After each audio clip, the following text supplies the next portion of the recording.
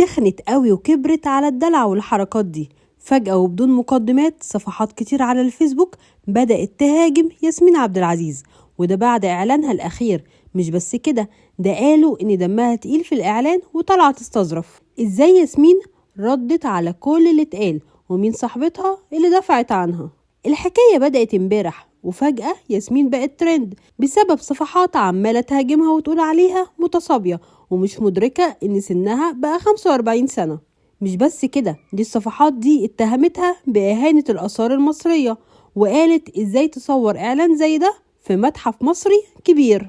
بدرية طلبة صاحبة ياسمين عبد العزيز خرجت وقررت ترد قبلها على الهجوم، وكتبت: عايزين نعرف اللي بيهاجم ملكة الإعلانات ياسمين عبد العزيز قابض من أي جهة، وبما إن الإعلان بيدعم المقاطعة يبقى لازم نعرف ليه في حد تعبان قوي من الإعلان ده.